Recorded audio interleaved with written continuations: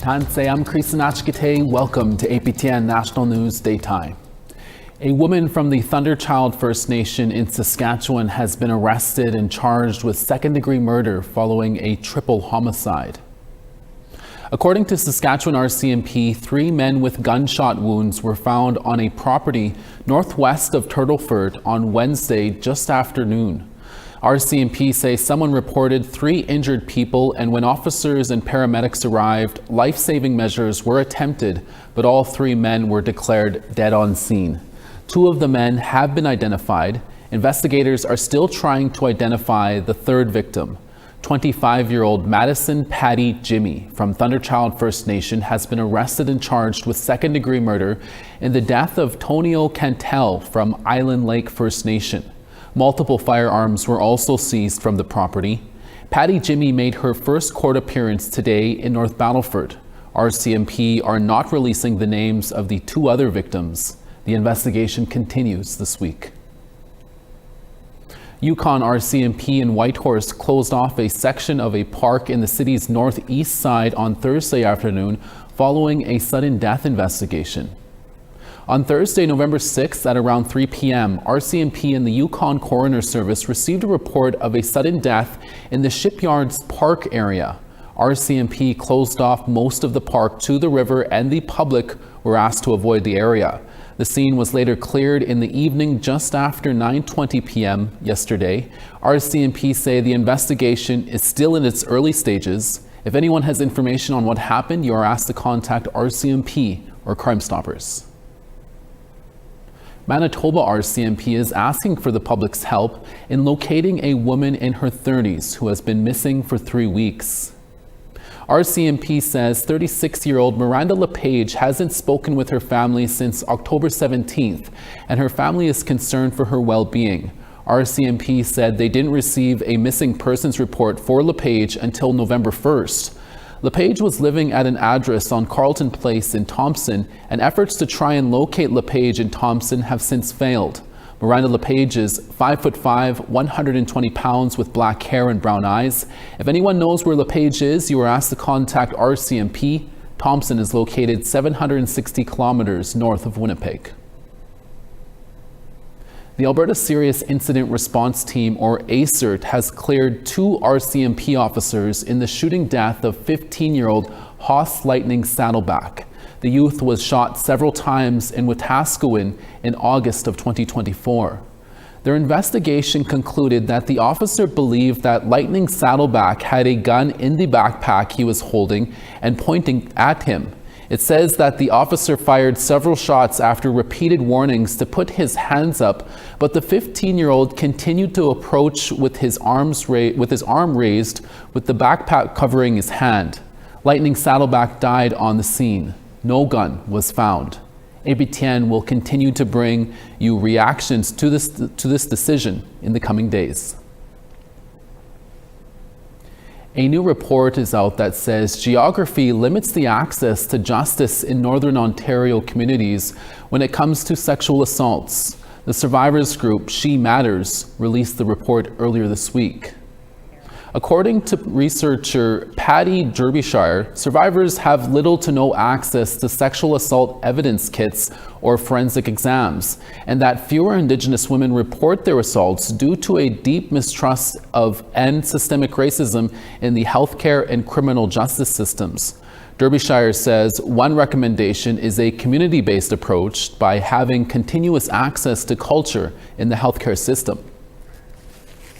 So the other part of this idea of a community first model is also inviting knowledge holders and some of those matriarchs into medical schools, so that this idea of relationship first, of folks being able to bring culture as protective and as reparative, is really well understood by young nurses, physicians, even the clerks who are doing the intake in care facilities and hospitals. So important.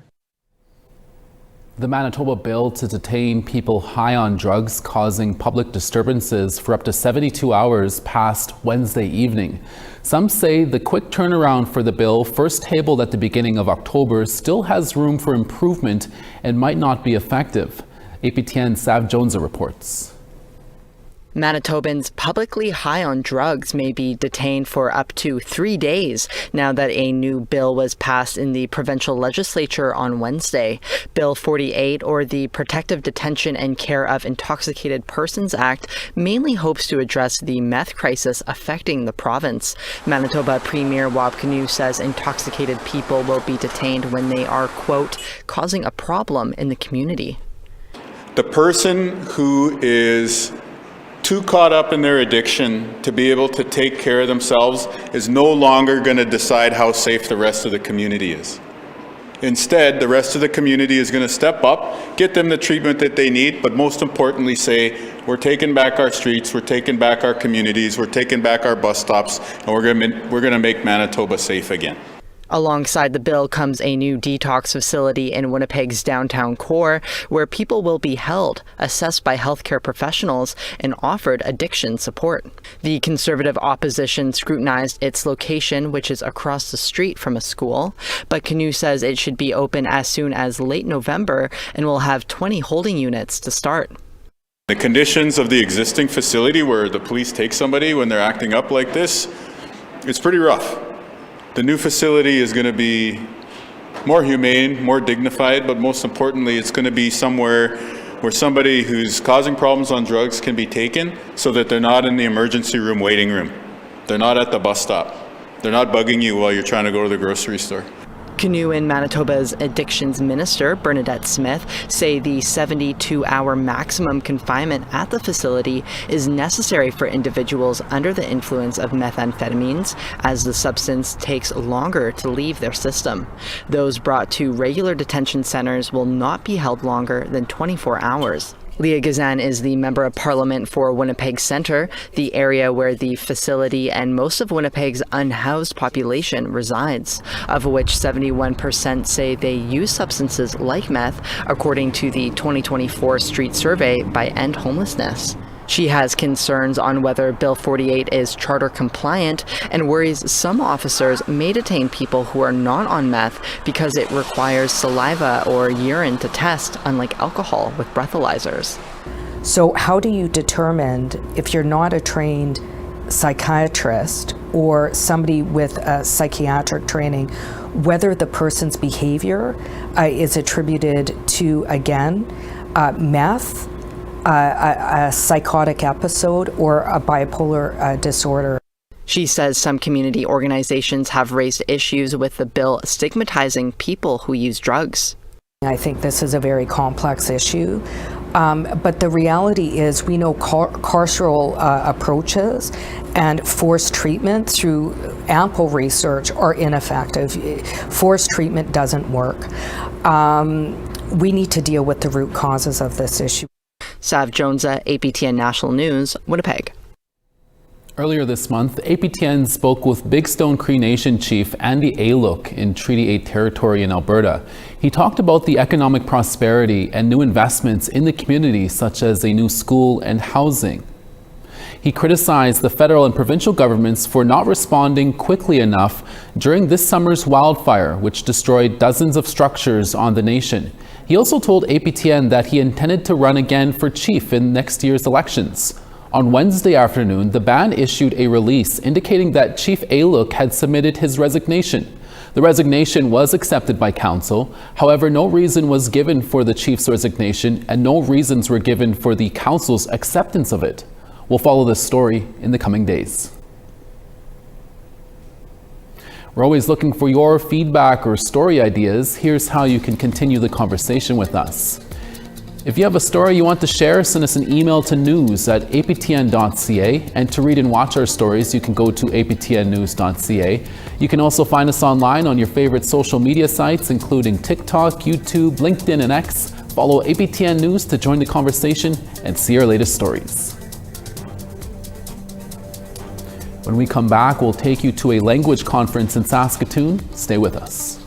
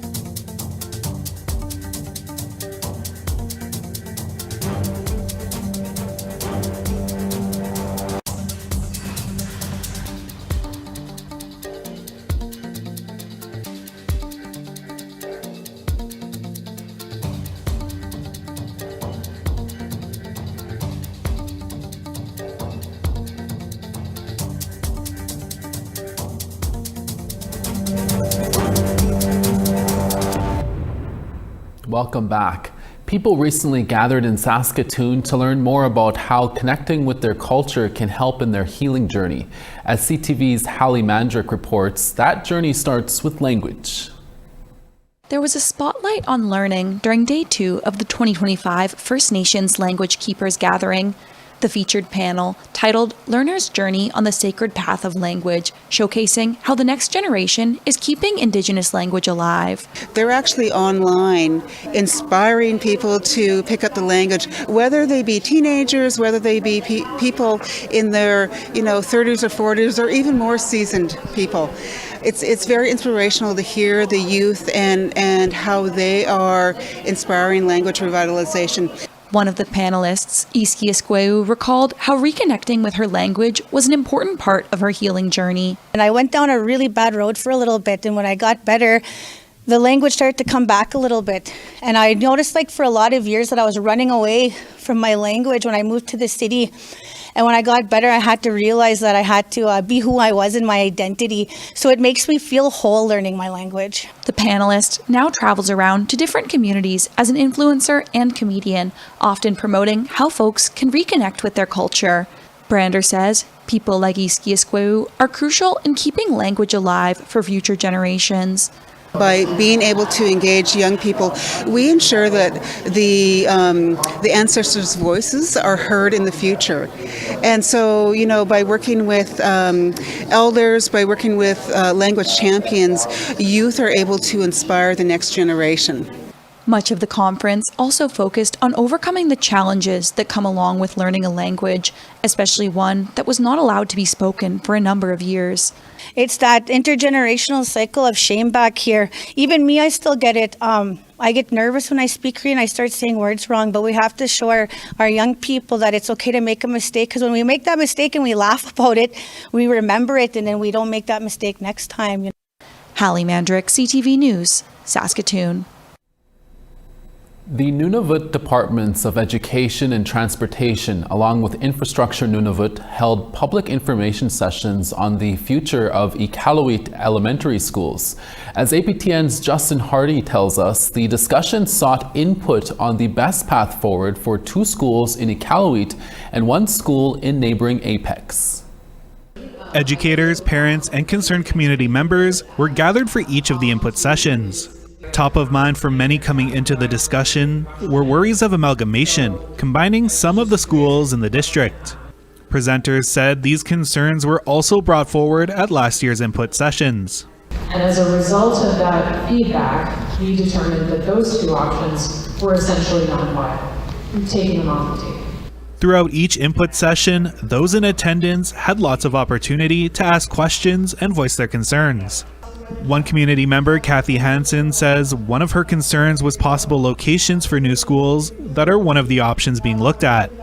Where option 1, 2, and 3 were going to be, I was a little bit worried about one of the options being close to the hotel where there's a bar. Department of Education Capital Planning Manager Barry Korthwaite says he's happy with how the consultants handled the sessions. Most of them got the questions answered. The ones that weren't answered, there were takeaways.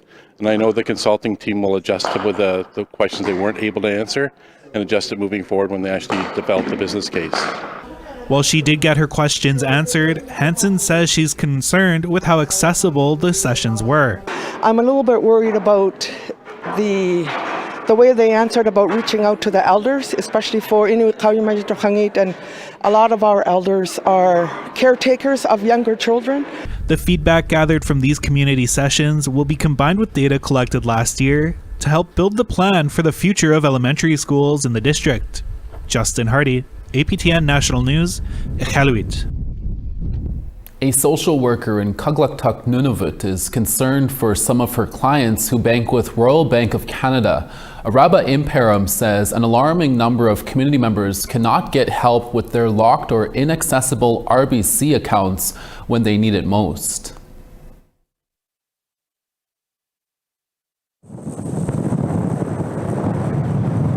With an RBC branch which could cost thousands of dollars.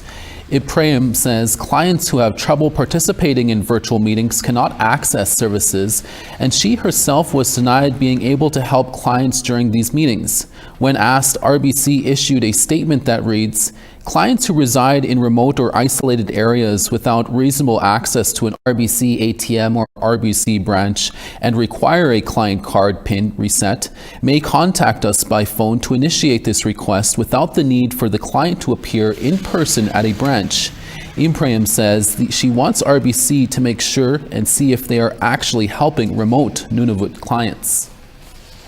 It's the hurdles that they have to jump through, or the ropes that all the things that they have to do in order to get back into their account, which is not really supportive of a community where technology, some people, there are quite a few people who don't have the latest technology and can't engage in the kind of support that RBC offers. And so they're coming to social services to say, hey, like, I can't feed my kids right now because I can't get into my account. Or they're giving me a hard time. Can you talk to them on my behalf? We now want to tell you about this week's 3 web poll questions. Our first question we asked was, will bail and sentencing reform help lower the rate of violent crime? You can answer yes, no, or unsure.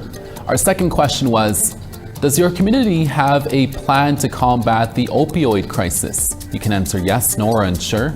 And our last question was, do you think the federal budget will help people living in Canada? Again, you can answer yes, no, or unsure. Go to aptnnews.ca/poll to have your say. A First Nation in BC is entering into the casino business. That story after the break.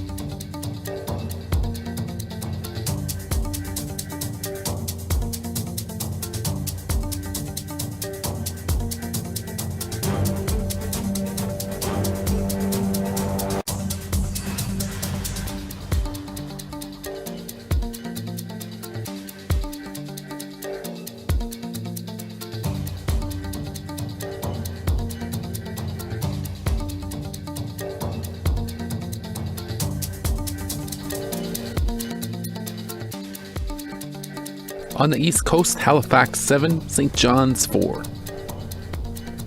Nain 4 in rain, La Grande River -3. Val d'Or 0, St. Jovite 2. Sarnia 9, Ottawa 3. -3 in Sudbury and showers, Elliott Lake 7. -9 in Puckatawagan, Thompson -7. -6 in Gimli, Barons River -7 and sunny. -3 in Regina, Saskatoon -6.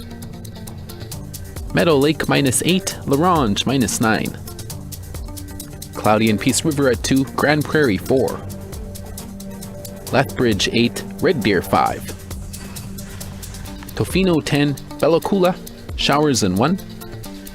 Sandspit 8 in showers, Prince Rupert 7. -6 in Beaver Creek, Mayo -5. -4 in Wrigley, Fort Simpson -2. Colville Lake -7, Deline -6. Chesterfield -6, Whale Cove -6. And Iqaluit -5, Aglulik -8. Thanks for staying with us. It's Friday, and that means we have a brand new preview of what's coming up on this evening's edition of Nouvelle Nationale. Kim Sullivan from Montreal joins us now. Tantse, Kim. Hey, Creason. The best in Quebec's music industry is celebrating this week with Les Disques. It's our version of the Junos, if you wish. And more than a few Indigenous artists were nominated in several categories. We met with them on the red carpet. We also flew to Disney World Orlando for a day of laughter and magic with a group of deserving Quebec children, 10 of which from local communities here. And rapper Samian stopped in studio to talk about men's health and more specifically men's mental health. That's tonight, 6:30 Eastern. Thanks, Kim. The Snuneymuxw First Nation, in a partnership with Canadian Entertainment Group, is all in and betting on a brighter future for their community. Our reporter Ryan Cunningham now in Vancouver for more on this story. On Thursday, October 30th, Chief Mike Weiss of the Snuneymuxw First Nation announced they were investing in the future by purchasing 2 more casinos. We are here this morning to announce that Snuneymuxw First Nation has entered into agreements to purchase 2 more casinos from our trusted partners at Great Canadian Entertainment. Snuneymuxw is purchasing River Rock Casino Resort and Chances Maple Ridge. In 2024, Snuneymuxw purchased Casino Nanaimo and Elements Casino Victoria on Vancouver Island. Now, with 4 casinos, the community is moving towards financial independence and sovereignty. It's huge. So yeah, like when they first announced it, it was just like goosebumps all over my body, and I was like, it feels like our ancestors are proud of us, and they're here with us, and they're like, yes, finally. Other members expressed their hope for the opportunities this will give their people. I think it's going to be beneficial from our oldest members to our youngest members, being able to get proper educations and proper, having proper schooling and moving forward with education is going to be able to prosper our children in the future. Kim Good spoke to me about the transformative power these investments will have for all generations. There's also a unity that's coming into place for our nation, and I think there's an excitement in the air that we've never experienced before in our lifetime. So to see what is going on for our nation is just so heartwarming, so exciting to see us finally coming onto a map that is so huge and we're recognized today. With an elated crowd, Chief Weiss said what this means for the Snuneymuxw people. Our time is now. We look forward to closing this definitive agreement, taking ownership of these 2 assets, and taking another rightful economic step forward. This is our legacy and our responsibility. When asked about the purchase price of the casinos, they were not prepared to disclose that information at this time. Ryan Cunningham, APTN National News, Vancouver. And finally for us, inspired by Alaska's Fat Bear Week, the Texas Parks and Wildlife Department held their own inaugural Fat Animal Week competition this October, but with a twist. Their words, not ours. Fat Squirrel Week took place with the final showdown between Chunk Norris and Chunkosaurus Rex, with Chunkosaurus Rex taking home the title. Chunkosaurus Rex's home is located in Dinosaur Valley State Park, and he's a bit of a local legend and is said to flex his round physique near picnic tables. Chunkosaurus is known for carrying 3 acorns at once with no hands and falling out of a tree and pretending it was on purpose. 16 squirrels represented different Texas state parks, and after making it to the final bracket in voting, Chunkosaurus beat Chunk Norris by 83 votes. Chunkosaurus Rex can be seen beside a waffle for size comparison. The Battle of the Chunks has named its first champion, and next year we hope to see more competitions, hopefully in Canada as well. And that is the most times I said chunks and Chunkosaurus in a newscast. Mark that on your calendar. That's all the time we have for APTN National News Daytime. Our reporters will have more stories for you for, this evening's newscast. Please join us then. From all of us at APTN National News, hi miigwech. Thank you for watching, and we'll see you again next day.